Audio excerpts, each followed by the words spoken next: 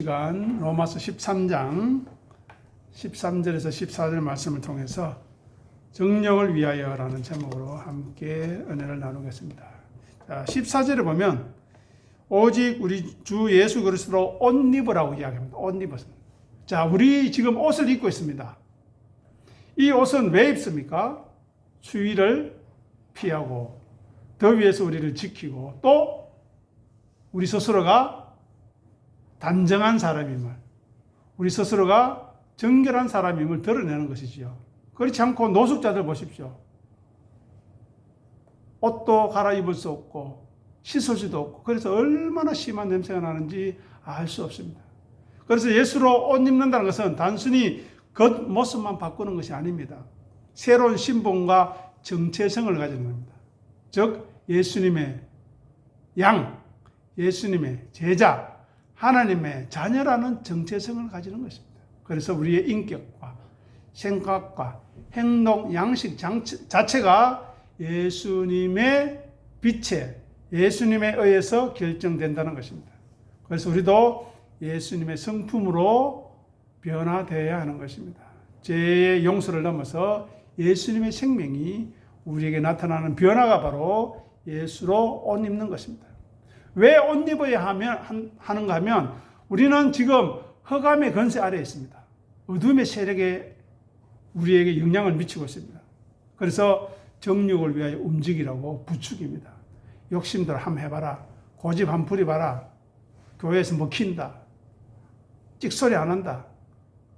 그렇게 우리를 부추깁니다. 자, 그렇게 자기 욕심을 부리고 큰 소리 치고 교회 안에서 한다. 어떻게 될까요?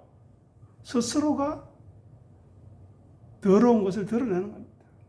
교회 안에서는 서로 섬기고자, 서로 나보다 남을 낮게 여기고자 그렇게 하는 것이 성도의 본분이죠. 왜요? 은혜 받은 사람이기 때문입니다. 하나님의 사랑하심을 받았고 하나님이 기뻐하시는 자이기 때문입니다. 그래서 자기를 채우고 높여서 드러내고 군림하려는 것을 내려놓아야 합니다. 또 자기의 결핍을 숨기고 자기의 부족한 것 못남이 있으니까 소리를 치거든요. 넉넉한 사람은 소리치지 않습니다. 인정받고 싶어서 안달내는 사람이 소리치는 겁니다. 그리고 올바르게 갈 때 인정해주고 제대로 가지 않을 때 조용하게 자기가 앞장서서 그 길은 잘못된 길입니다. 이 길로 가야 합니다 하고 자기가 앞장서는 것이지 뒤에서 소리치지 않습니다. 그리고 피조물로서 하나님의 권위 아래 순종하지 않으려고 하는 힘들이 우리 안에 작용합니다. 우리 안에 잘 살펴보십시오. 우리 안에 말씀이 있습니까? 우리 안에 정말 하나님의 말씀을 듣고 순종하려고 하는 거룩한 마음이 있습니까? 없잖아요. 내 감정과 내 생각과 내 고집이 내 안에서 판을 칩니다. 하나님 없이 하나님처럼 내 멋대로 내 생각대로 살고 있지 않습니까? 우리는 자기 중심의 관계망을 구축합니다. 자기 마음에 드는 사람, 자기 말 잘 듣는 사람, 그런 사람들과만 사귀입니다. 쓴소리하고 바른 말 하는 사람 싫어합니다. 자기를 섬기려고 하고 나를 인정해달라고 하고 내 잘났지, 그래 서로 잘났다고 인정하고 그것을 도모하고 계획하는 것이 바로 흑암의 권세 아래 있는 어리석은 인간들의 모습입니다. 얼마나 안 됐습니까? 얼마나 불쌍합니까? 우리는 그 자리에서 벗어나서 어떻게 해요? 예수 그리스도로 옷 입은 사람이 되어야 하는 것입니다. 즉 예수님이 누구이신가를 아는 사람입니다. 예수님이 왜 하늘 영광을 버리고 이 땅에 오셔서 십자가에 죽으신가를 아는 사람. 그래서 그 예수님을 섬기고자 따르고자 애쓰는 사람이 예수로 옷 입은 심령입니다. 그래서 예수님을 따르는 가치가 내 삶에 있어서 최우선이다. 최고다. 그래서 나는 예배에 참석하기를 힘쓰고 애쓰고 가정에서도 말씀 보려고 힘쓰고 애쓰고 예배에 참석하여서도 하나님이 나를 향하신 뜻이 무엇인가를 오늘 나에게 말씀하시는 하나님이 섭리가 무엇인가를 알려고 간절한 마음으로 말씀을 받는 사람이 예수님으로 옷 입은 심령입니다. 그리하여 자기를 부정함으로 육신의 일을 버리고 하나님이 싫어하시고 미워하는 것이 무엇인가를 알고 예수님의 고난을 통한 순종이 자기 삶 속에도 나타나기를 소원하는 사람이 예수님으로 옷 입은 사람이지 그렇지 않은 사람 보십시오. 주변에 한번 보십시오. 어떤가? 시끄럽습니다. 고집과 불통과 혐오와 정오가 넘칩니다. 안 됩니다. 그래서 자다가 깰 때가 됐다고 11절에 이야기하고 있지 않습니까? 깨야 합니다. 언제까지 그렇게 살려고 합니까? 시간이 다 되었습니다. 처음 믿을 때보다 우리의 구원이 가까웠다고 사도 바울이 우리를 건면하고 있습니다. 그러니 우리는 예수님의 빛으로 나아가서 우리의 행위가, 내 삶이, 내 생각과 내 행동이 예수님의 그 뜻과 같다는 것을 보여주려고, 나는 빛의 자녀임을 내가 빛대로 말씀대로 행하는 것을 확정하려고 나아오는 것입니다. 그렇지 않으면 아담과 하와처럼 숨고 피합니다. 바퀴벌레처럼 도망가 버립니다. 어둠 속으로. 그래서 우리는 밤과 어둠에 속한 행위를 버려야 합니다. 그것이 바로 시간이 된 긴박한 이유를 깨달아야 하는 것입니다. 자, 요한일서 6장 1장 6절 우리 같이 읽어보겠습니다. 만일 우리가 하나님과 사귐이 있다가 하고 어둠에 행하면 거짓말을 하고 진리를 행하지 아니하임이거니와. 하나님과 사귄다는 것은 무엇입니까? 연애해 보셨습니까? 아니면은 여러분 이웃들과 사귀어 보셨습니까? 사귈 때 어떤 모습이 드러나야 되겠습니까? 자기 고집 피우고 자기 생각만 하면 사귈 수 있습니까? 안 되지요. 자기 판단으로 남을 정죄하면 사귈 수 있습니까? 안 됩니다. 배려하려고 하고 이해하려고 해야 합니다. 하나님과 사귄다는 것이 바로 예수님으로 옷 입었다는 것인데 거룩한 길을 간다는 뜻입니다. 하나님의 언약을 지키며 믿음을 지킨다는 말입니다. 하나님이 누구신지 조금씩 알아가는 기쁨을 누리고 감사한다는 것이 하나님과 사귀는 것입니다. 하나님은 빛이신 하나님이십니다. 그래서 우리는 어둠의 일을 버려야 하는 겁니다. 자기를 비우고 낮춰야 하는 겁니다. 어둠의 일은 자기 중심적이고 하나님처럼 하나님 없이 자기 고집 피우고 세상의 것, 눈에 보이는 것을 추구하는 것이 어둠의 일입니다. 자기밖에 모르는 사람, 자기밖에 없는 사람, 자기가 주인인 사람이 어둠의 사람입니다. 보십시오. 하나님과 사귐이 있다고 하면서 예배에 참석한다고 하면서 믿는다고 하면서 어둠에 행하는 거예요. 그것이 바로 거짓말 하는 겁니다. 뭐 단순히 우리가 세상에서 이야기하는 거짓말, 그거는 수혜칠 가치도 없고요. 그러고 뭐라고 합니까? 진리를 행하지 아니한대. 진리가 무엇입니까? 예수님처럼 섬김과 종의 자리로 내려가는 것이 진리입니다. 그것은 하나님의 은혜가 없이는 불가능합니다. 아, 내가 섬겨야지, 내가 낮은 자리로 내려가야지, 절대 안 됩니다. 그래서 우리에게 베풀어 주신 하나님의 풍성한 은혜의 의미를 알고 그 가치를 알고 나누고 베풀어서 함께 자기 부인의 길을 가도록 서로 위로하고 격려하는 겁니다. 우리의 어리석음과 우리의 못남과 우리의 고집스러움을 우리가 잘 알지 않습니까? 우리가 얼마나 못됐습니까? 그럼에도 불구하고 우리에게 은혜를 주신 하나님 얼마나 감사합니까? 하나님의 은혜를 바라보게 하고 말씀 앞에 나와서 하나님 저를 새롭게 해주십시오. 온전케 해주십시오. 저를 붙들어 주십시오. 내버려 두지 마시고 주님 은혜로 간섭하여 주십시오라고 하나님의 생명과 본성과 거룩함에 참여하기를 바라는 마음 주신 것이 예수로 옷 입은 사람의 상태인 것입니다. 자, 다음에 보십시오. 낮에와 같이 어떻게 해요? 단정하게 행하라는, 단정하게. 자, 요한복음 3장 20절, 21절 우리 읽어보도록 하겠습니다. 읽겠습니다. 악을 행하는 자마다 빛을 미워하여 빛으로 오지 아니하나니 이는 그 행위가 드러날까 하며 진리를 따르는 자는 빛으로 오나니 이는 그 행위가 하나님 안에서 행한 것임을 나타내려 함이라 하시니라. 아멘. 보십시오. 악을 행하는 것이 무엇입니까? 어둠에 속하는 것입니다. 악을 행하는 것이 무엇입니까? 진리 없이 내 멋대로 행하는 것이 악을 행하는 겁니다. 악을 행한다는 것은 무엇입니까? 하나님이 두렵지 않기 때문에 악을 행하는 겁니다. 아버지, 어머니가 두렵지 않기 때문에 자녀가 지 멋대로 행하는 겁니다. 어머니와 아버지의 이름을 욕되게 하는 겁니다. 하나님의 이름을 욕되게 하는 거예요. 자기의 욕심을 따라 행하는 것, 자기 경험과 생각과 고집에 따라 행하는 것, 악을 행하는 겁니다.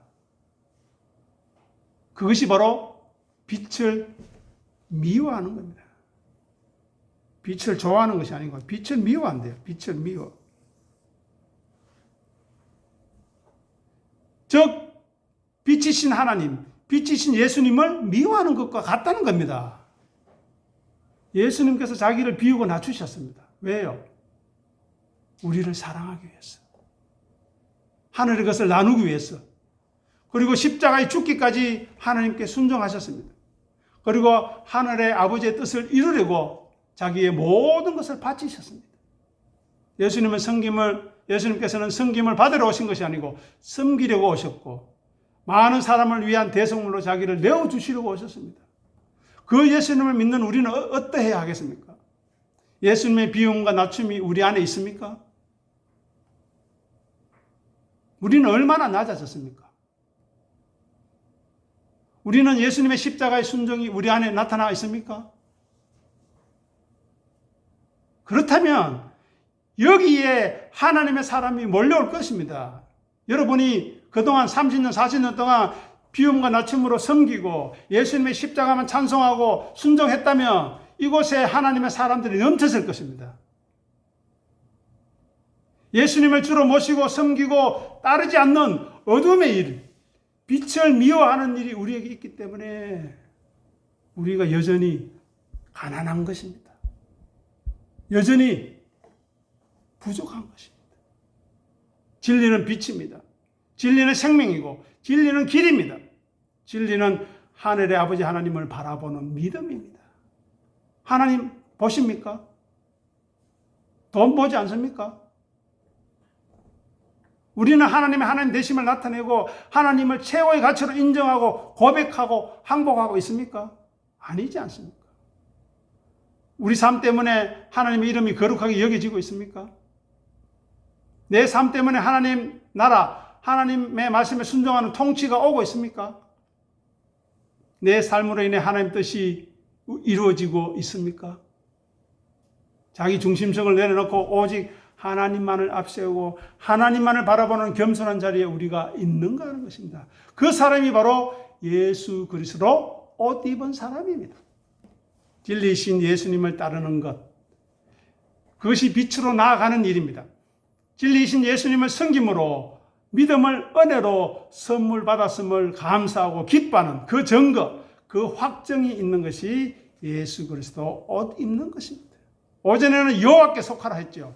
지금은 우리는 예수 그리스도께 속해서 예수님께서 십자가의 죽으심으로 베푸신 은혜가 결코 헛되지 않도록 우리는 자기를 부인하고 자기 십자가를 지는 일에 수고하고 애써야 합니다.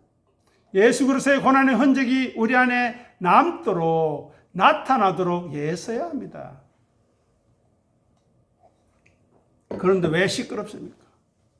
왜 서로 욕하고 시기하고 질투합니까? 그것은 우리의 못남 때문입니다. 어리석음 때문입니다.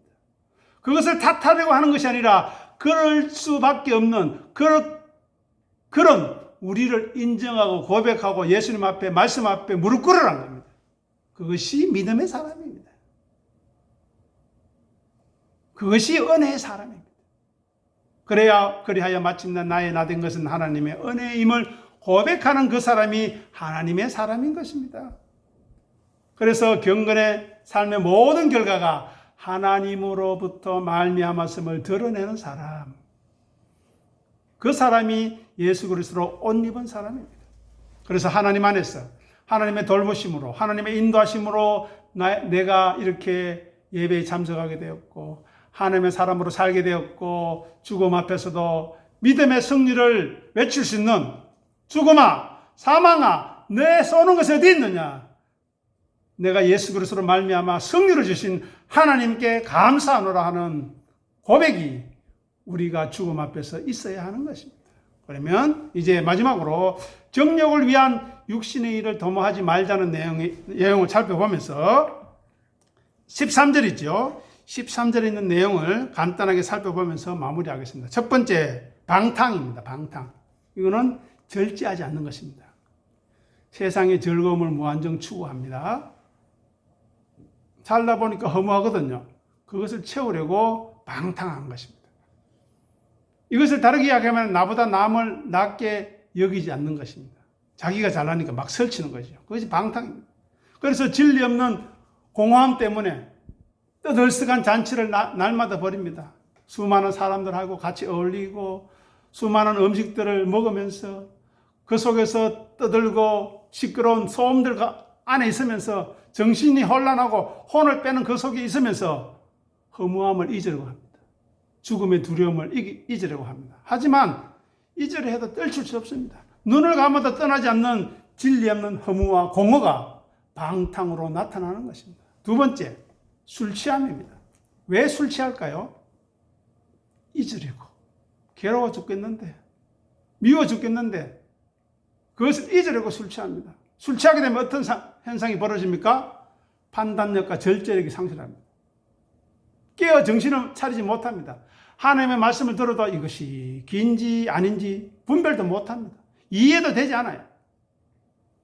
술 취함으로 세상의 것에 의존하고 기대어 삽니다. 남편에게 의지하고 아내에게 의지하고 자녀에게 의지하고 돈에 의지하고 자기 힘에 경험에 의지하며 기대어 살아가면서 인생의 한계와 죽음의 공포를 생각하지 않으려고 합니다.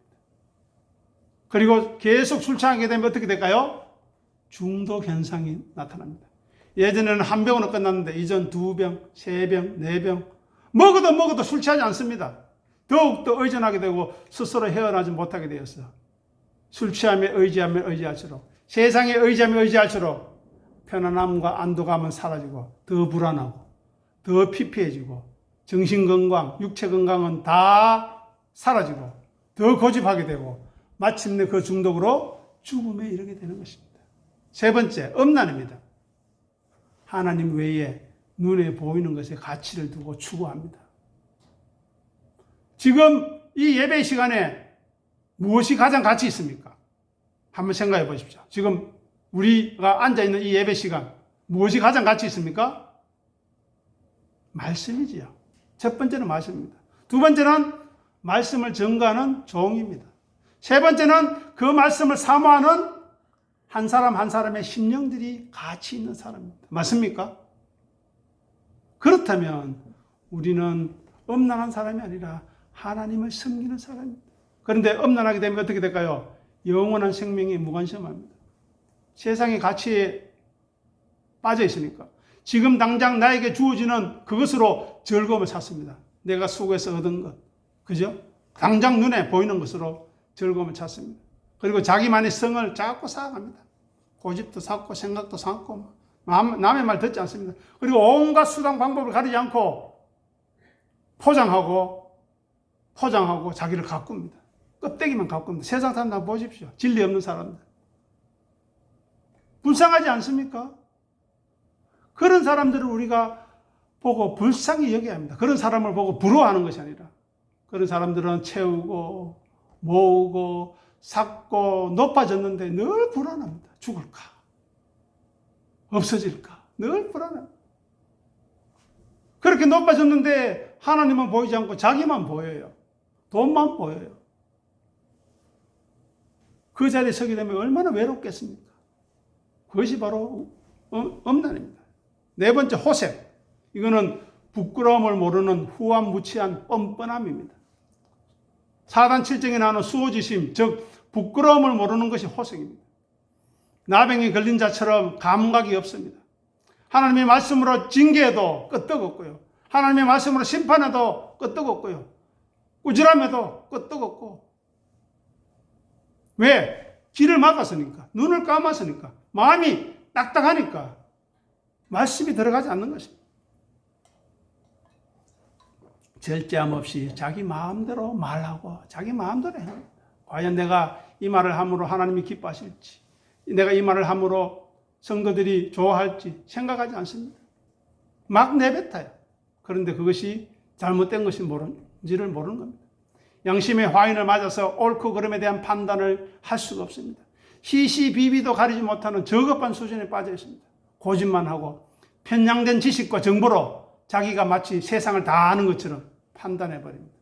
그리고 더러운 것을 욕심으로 행하는 것입니다. 자, 예레미야 6장 15절 한번 보시기 바랍니다. 뭐라고 이야기하는지 함께 보겠습니다. 그들이 가정한 일을 행할 때에 부끄러워하였느냐? 아니라 조금도 부끄러워하지 않을 뿐 아니라 얼굴도 붉어지지 아니하였느니라. 자, 보십시오. 가정한 일을 행하는데 하나님 없는 불신앙의 일을 행하는데 자기 멋대로 행하는데 어떻게 해요? 부끄러워하지 않습니다. 조금도 부끄러워하지 않을 뿐만 아니라 얼굴도 붉어지지 않는다. 홍조도 안 띈다는 거예요. 수치스럽고 부끄럽고 믿는 사람으로서 경건의 사람으로서 어리석은 짓을 하는데도 부끄러운 줄을 모른대. 자기 억제력이 없다는 겁니다. 죄악을 제어할 기제가 무너져 버렸습니다. 끊임없이 불법을 행하고 규제를 위반하고 타인에게 상처를 주고도 멀쩡합니다. 자기만의 기준으로 행동하는 것은 그거를 호색이라고 합니다. 무례함, 공격성, 오만한 겁니다. 자기가 옳다고 그 생각을 굽히지 않고 주장하는 것입니다. 우리는 말씀 앞에 우리 생각을 내려놓아야 합니다. 우리는 말씀 앞에 내 경험을 내려놓아야 합니다. 그렇지 않으면 아브라함이 될 수 없죠. 네가 네 몸에서 날 자가 네 상속자로 했는데 아예 무슨 소리 합니까? 난 엘리에셀요. 나는 이스마엘요. 고집했다면 어떻게 되겠습니까? 그는 하나님의 사람도 믿음의 조상도 될 수 없는 겁니다. 자기 부끄러움을 인정할 줄 알아요. 다섯 번째, 다툼입니다. 상대방이 가치도 없고 자격이 없다고 생각하니까 싸우는 겁니다. 싸워서 이길 수 있다고 생각하니까 싸우는 겁니다. 소모성 경쟁합니다. 아무런 도움도 안 되는데 싸웁니다. 또 그 분쟁에서 불화가 야기되는데 싸웁니다. 이유도 없고 끝도 없고 싸웁니다. 무조건. 남을 하찮게 여기고 가볍게 여기기 때문에. 예수님과 우리가 싸울 수 있겠습니까? 우리가 하나님과 싸울 수 있겠습니까? 우리가 하나님의 말씀을 전가하는 하나님의 사람과 싸울 수 있겠습니까? 안 되지요. 순종해야 되죠. 무엇 때문에요? 말씀 때문에. 말씀 때문에 순종하는 사람이 복된 사람입니다. 말씀 때문에 순종하다가 자존심 상하고 기분 상하고 언짢아도 그것이 복된 사람입니다. 왜요? 하나님이 그 본심을 아시기 때문입니다. 그러니 우리는 좀 기분 나쁜 일이 있고 마음 상하는 일이 있고 감정 상하는 일이 있어도 하나님 저를 돌봐주시고 저렇게 나를 욕할 수밖에 없는 나와 싸우려고 대드는 저 불쌍한 심령 용서해 주셨어요. 하나님의 은혜를 알게 하시고 나보다 남을 낮게 여기는 겸손한 자리에 이르게 해 주십시오. 저도 그 자리에 이르게 해 주십시오. 그렇게 기도하는 사람이 되어야 합니다. 마지막으로 시기입니다. 왜 시기합니까? 내가 가지지 않았기 때문에. 내가 가지지 않은 건 남이 가지고 있기 때문에. 아이고 저거 빼앗지는 못하겠고 어떻게라도 해코지해서 그 가진 것을 후회하게끔 만드는 것이 시기 아닙니까? 질투 아닙니까? 타인을 있는 그대로 인정하지 않는 겁니다. 무시합니다. 멸시합니다. 경시하고 하찮게 여깁니다. 상대에 대한 존중, 배려 없습니다. 그래 놓고 자기는 존중하라고 내 말 들으라고 이야기합니다. 앞뒤가 안 맞는 말을 합니다. 그래서 시기하는 관계에서는 인간관계 다 깨어집니다. 깨어진지도 몰라요. 그리고 사단 마귀의 역사에 휘둘립니다. 하나님이 시기하라고 시켰습니까? 하나님이 다투라고 시켰습니까? 누가 그럽니까? 악한 사단 마귀들이, 뱀들이 싸워라. 가만히 있으면 가마떼기도 안 돼. 싸워라. 소리를 질러라. 그래야 네 존재가 드러나지 않겠나. 그렇게 우리를 부추기면 아닙니다. 우리가 입 다물고 믿음으로 진실하게 순종하며 살아가는 하나님이 아세요. 그런 믿음이 없으면 우리가 어떻게 신앙생활을 합니까? 예수님이 그런 믿음 없으면 어떻게 십자가에 지겠습니까? 네가 하나님 아들이거든. 당장 내려와라. 그러면 내가 믿을게. 저 같으면 내려와서 뺨이라도 한번 때리고 다시 올라가겠습니다만은 예수님은 말씀하셨죠. 하나님 저들을 용서해 주십시오. 자기들이 하는 일이 무슨 일인지도 모릅니다, 주님. 그런 마음이 우리에게 없기 때문에 시기하고 다투고 싸우는 겁니다. 그러니 우리가 얼마나 어리석은 사람들입니다. 그래서 이제 마지막에 이야기합니다. 14절 마지막에 보십시오. 우리 주 예수 그리스도로 옷 입고 정욕을 위하여 육신의 일을 도모하지 말라.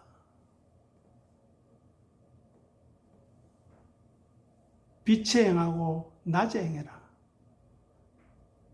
진리로 행해라. 예수 그리스도를 섬겨라. 따라라. 자기 자신을 낮추어라. 그것이 정욕을 위한 일이 아니고 육신의 일을 도모하는 것이 아닙니다. 하나님의 선하신 도움의 손길이 우리 삶 가운데 나타나셨도록 우리는 더욱더 겸손해야 하겠습니다. 하나님이 겸손한 자를 돌보십니다. 하나님이 겸손한 자를 기억하십니다. 누구 때문에요? 예수 때문에, 말씀 때문에, 믿음 때문에, 신앙 때문에 겸손한 사람을 하나님이 잊지 않고 귀하게 보신다는 사실을 기억하고, 혹 사회관계 속에서, 인간관계 속에서 어려움과 고난과 고민이 있을 때 말씀 앞에 나아가십시오. 시편 읽어보십시오. 우리보다 더한 일을 겪은 믿음의 사람들이 너무 많습니다. 시편 1편부터 150편까지 한번 읽어보십시오. 줄줄이 눈물 날 정도입니다. 아니면 성경 창세기부터 요한계시록까지 한번 읽어보십시오. 우리보다 더한 고난 속에서도 믿음을 지킨 하나님의 사람이 있고 예수님이 있지 않습니까? 우리는 정욕을 위하여 육신의 일을 도모하는 자리가 아니라 낮에와 같이 단정히 행하는 하나님의 사람으로 살아갈 수 있게 되기를 간절히 소원합니다. 기도하겠습니다. 아버지 하나님 은혜를 감사합니다. 우리에게 은혜를 주시고 말씀을 주시고 진리를 허락하여 주셔서 지금까지 하나님의 사람으로 믿음의 사람으로 살아가게 하신 것 감사합니다. 우리의 어리석음에 그대로 내버려 두었다면, 우리의 욕심에 그대로 내버려 두었다면, 우리의 고집과 우리의 아집과 우리의 생각에 그대로 내버려 두었다면 우리는 벌써 멸망해도 주가 없어져도 아무런 의미 없는 무가치한 존재일진데 지금까지 우리를 살려두시고 예배하게 하시고 말씀 듣게 하신 것은 하나님의 사랑이 아직까지, 하나님의 은혜가 지금까지 우리에게 있음을 깊이 생각하고 감사하고 회개하고 돌이켜서